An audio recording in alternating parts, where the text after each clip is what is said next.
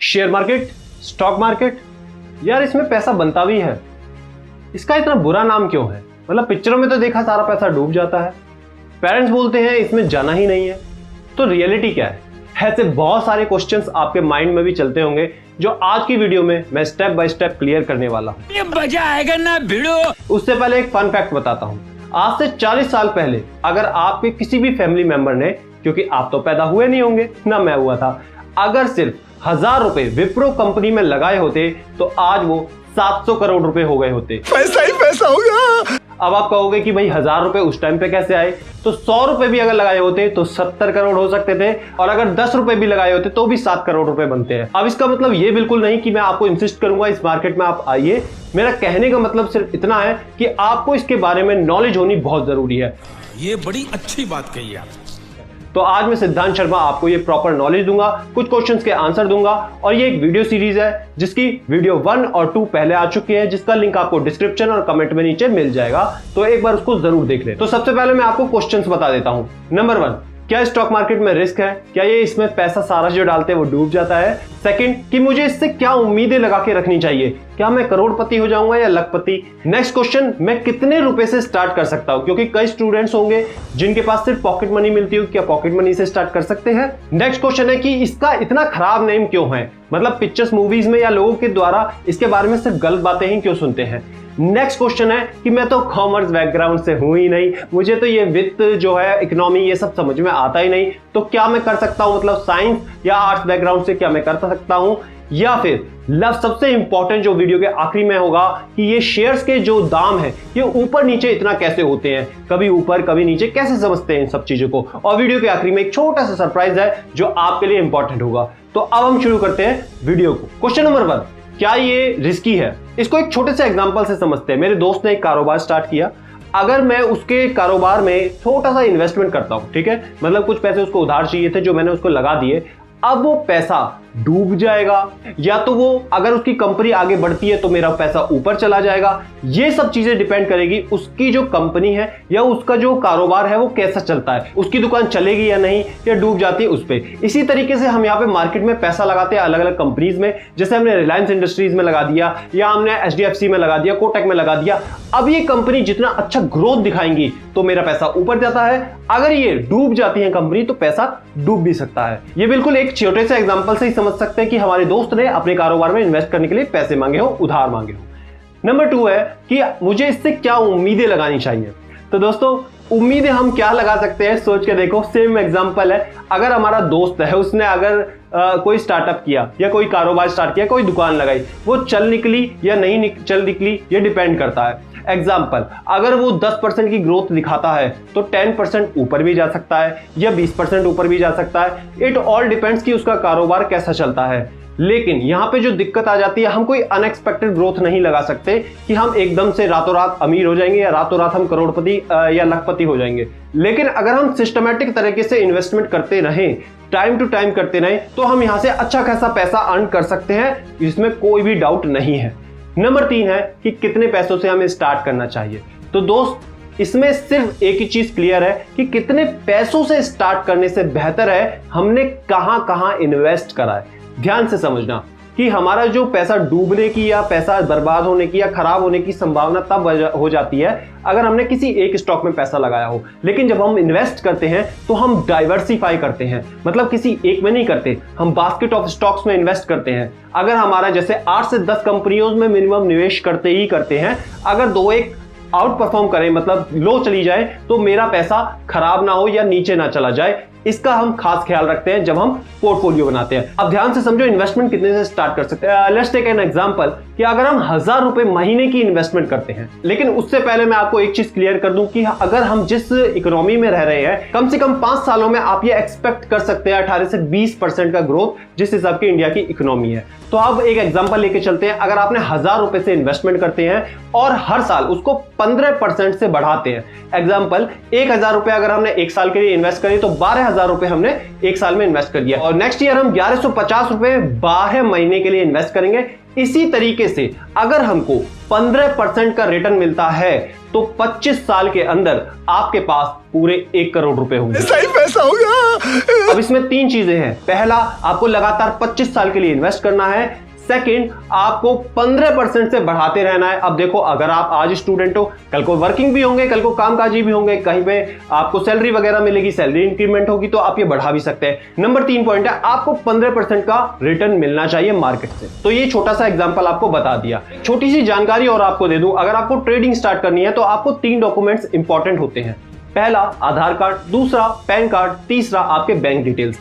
अगर आपके पास इनमें से कोई भी चीज नहीं है तो अभी आप बनवा सकते हैं, क्योंकि आगे आने वाली वीडियोस में हम बताएंगे कि किस तरीके से ये ट्रेडिंग वगैरह और ये शेयर मार्केट में इन्वेस्ट आपको करना है, तो इसलिए आपको ध्यान रखना है। नंबर 4 जो क्वेश्चन आता है कि मार्केट में इसका नाम क्यों खराब होता है या पिक्चरों में इसको खराब क्यों दिखाया जाता है। तो दोस्त मेरे, एक बात को ध्यान से समझना कि आपके जो मम्मी पापा ने जब शादी की होगी तो उनके पास कुछ गोल्ड के चेन, गोल्ड की ईयरिंग, गोल्ड के कुछ भी अंगूठी वगैरह होगी, तो क्या उसको हमने बेच दिया है? क्या हम अगले दिन उसको बेचने चले गए थे जैसे वो मिला था? नहीं।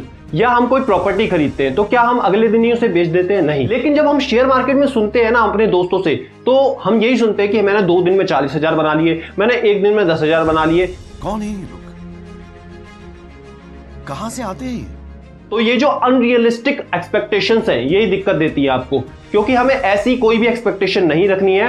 हमें जब भी बेचना है तो वो ध्यान से बेचना है, लॉन्ग टर्म के लिए गेम में आना है, शॉर्ट टर्म के लिए नहीं आना है। तो शॉर्ट टर्म में जो भी आते हैं वो अंधाधुंध पैसे को इन्वेस्ट कर देते हैं, तुरंत बढ़ती हुई कंपनी में इन्वेस्ट कर देते हैं, जिसका ना तो बैकग्राउंड अच्छा होता है, ना वो कस्टमर सेटिस्फेक्शन कर पाती है, या बहुत सारे फैक्टर्स होते हैं। तो इस चीज को ध्यान में रखो कि लॉन्ग टर्म के लिए यहां पे आओगे तो पैसा बना सकते हो, शॉर्ट टर्म के लिए अच्छा खासा पैसा डुबा सकते हो। इसलिए इसका नाम अलग अलग जगह से खराब आता है, क्योंकि उनकी खुद की अनरियलिस्टिक एक्सपेक्टेशंस होती हैं। ये बड़ी अच्छी बात कही आप। और अगला पॉइंट है कि मैं तो साइंस बैकग्राउंड से हूं, मैं तो आर्ट्स बैकग्राउंड से हूं, मैंने तो इकोनॉमी पढ़ी नहीं, मैं तो कॉमर्स जानता भी नहीं, ना मुझको बैलेंस शीट होती है। तो दोस्त, एक एग्जांपल मैं आपको बताता हूं, एक सर्वे मैं आपको एग्जांपल के तौर पे बताता हूं। एक यूएस में एक सर्वे हुआ जहां पर कुछ 10 साल के बच्चों और सीए, एक ग्रुप में सीए को रखा गया, सीएस को रखा गया, जो चार्टर्ड अकाउंटेंट वगैरह थे, दोनों से कहा गया भाई अपने अपने स्टॉक्स पिकअप करो। दोनों ने स्टॉक पिक करे, तो उसके बाद कुछ सालों के बाद, 5 साल 10 साल बाद जब चेक किया गया तो जो स्टॉक्स बच्चों ने पिक किए थे वो जबरदस्त ग्रोथ दिखाई उन्होंने। सीए वाले तो बहुत टिक भी नहीं पाए। तो दोस्त, ये कैसे हुआ? ध्यान से समझना। अगर आपको बेसिक नॉलेज भी नहीं है, आप पढ़े लिखे नहीं है, 5वीं 6वीं तक की भी मैथ्स आती है, तो आप ये समझ सकते हो। एग्जाम्पल के साथ समझते हैं कि बच्चों ने कौन से तरह के स्टॉक्स पिक करे होंगे। क्या आप सोचते हैं बच्चों का माइंड कैसा होता है? वो उन्होंने वही पिक किया होगा जैसे कैडबरी हो गई, है ना, कोई डिज्नी हो गया या बारबी हो गया, इस तरह की कंपनियां जो प्रोडक्ट्स वो खुद यूज करते हैं, जिससे वो खुद सेटिस्फाई हैं। और ध्यान से समझ लेना, जो प्रोडक्ट बच्चों को सेटिस्फाई कर सकता है तो उसकी ग्रोथ आगे आने वाले 5 से 10 साल में डेफिनेटली होगी। लेकिन जो चार्टर्ड अकाउंटेंट है उन्होंने बैलेंस शीट निकाली होगी, हिस्ट्री निकाली होगी, पोर्टफोलियो बनाए होंगे, व्हाटएवर जो भी था। तो ये चीज एक की पॉइंट है कि आप अगर किसी भी बैकग्राउंड से हैं, बेसिक सी जानकारी के साथ जिन प्रोडक्ट्स को आप यूज करते हो, डेफिनेटली आप उस पर अगर ट्रस्ट करते हो, आपको अच्छा लगता है, आप सेटिस्फाई होते हो, तो वो कंपनी डेफिनेटली आगे जाए, क्योंकि आप उसके सिर्फ कस्टमर नहीं, एक सेटिस्फाइड कस्टमर हो, राइट। और जो नेक्स्ट पॉइंट मैं आपको बता दूं कि जो कामकाजी महिलाएं होती हैं, एक रिसर्च के द्वारा पता चला कि जो भी कामकाजी महिलाएं होती हैं, लेट्स से एक एग्जांपल कि जो जैसे नर्सेज होती हैं, राइट, जो डॉक्टर, फीमेल डॉक्टर्स होती हैं, वो बहुत अच्छा इन्वेस्ट करती हैं। अब एग्जांपल समझो, अब यार वो बायो के स्टूडेंट इन्वेस्टमेंट को कैसे अच्छा कर सकते हैं, एक रिसर्च के अनुसार पता चला ये।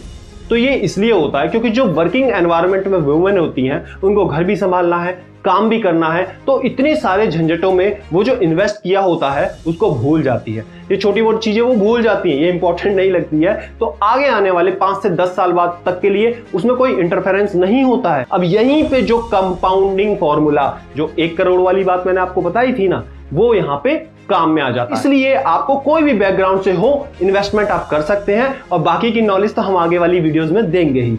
अब नेक्स्ट पॉइंट हम जो डिस्कस करने वाले हैं, शेयर मार्केट में पैसा ऊपर नीचे ऐसे कैसे हो जाता है, शेयर इतना ज्यादा अप डाउन और कैसे हो जाता है, रातों रात भी हो जाता है, ऐसा क्यों होता है और ये शेयर्स आते कहां से हैं। इससे पहले मैं आपको बता दूं, जैसे अभी अगर आप इस वीडियो से सेटिस्फाई हो चुके हैं तो वीडियो को लाइक कर चुके होंगे। अगर आप लाइक कर चुके हैं, अगर ज्यादा अच्छी लग रही है तो चैनल को सब्सक्राइब भी कर चुके होंगे और आपको लगता है कि मेरा बताना अच्छा लग रहा है, मेरे से कुछ डाउट्स क्लियर करना होगा तो आप इंस्टाग्राम पे मुझे फॉलो कर चुके होंगे, जहां सबका लिंक डिस्क्रिप्शन में है, तो जरूर कर लें और चैनल को सब्सक्राइब कर लें। लास्ट पॉइंट की, ये शेयर मार्केट में शेयर्स का प्राइस अप नीचे, अप डाउन कैसे होता रहता है। तो दोस्तों ध्यान से समझना। लेट्स टेक एन एग्जांपल, अगर आपको एक कंपनी खोलनी है तो आप कंपनी खोलने के लिए आपको पैसा चाहिएगा। आप इनिशियल इन्वेस्टमेंट है, जो छोटी अमाउंट की इन्वेस्टमेंट है, वो आप कहां से, अपने दोस्त, रिश्तेदार, घर वाले, फैमिली मेंबर से ले सकते हैं।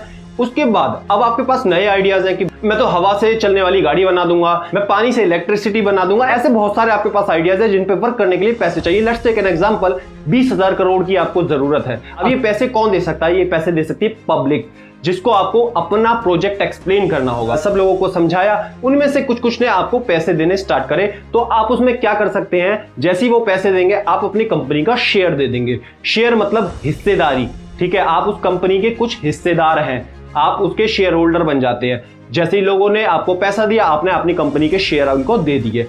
अब एक एग्जांपल समझते हैं कि अब मैं पैसा तो आपने ले लिया, आपने अपने कारोबार में लगा लिया। लेट्स टेक एन एग्जांपल, किसी बंदे ने जो आपका शेयर होल्डर है उसको अपना शेयर बेचना हो, अब उस कंपनी को तो दे नहीं सकता क्योंकि उसने तो पैसा, कंपनी ने तो पैसा लगा दिया।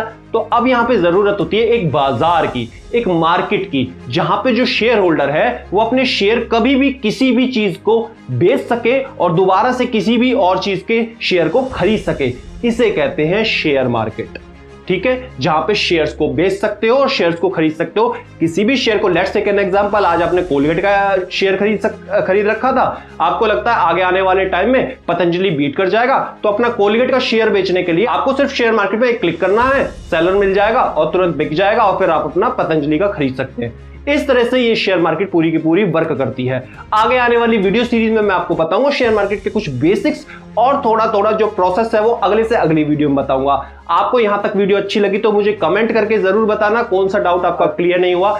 अब जो सरप्राइज है, सरप्राइज ये है कि पिछले हमारे वीडियोस के कमेंट्स में 2 कमेंट्स मुझे बहुत अच्छे लगे थे। पहला कमेंट था फॉरेक्स ट्रेडिंग के बारे में हमको बता दे, तो आगे आने वाली वीडियोस में हम इस कोशिश करेंगे कि इसके बारे में वीडियो बना सके। दूसरा क्वेश्चन था जो बैंक में हम एफडी करते 2-3 साल की, वो पैसा क्या करता है बैंक। तो अगर आपने मेरी पिछली वीडियो नहीं देखी तो उस वीडियो को पूरा देख लेना। वो पैसा बैंक इस्तेमाल करता है, लोन्स वगैरह में कर सकता है और इवन शेयर मार्केट में भी लगाता है। तो दोस्तों आज के लिए वीडियो में इतना ही, मिलता हूं मैं आपसे अगली वीडियो में। Be happy and stay motivated. जय हिंद।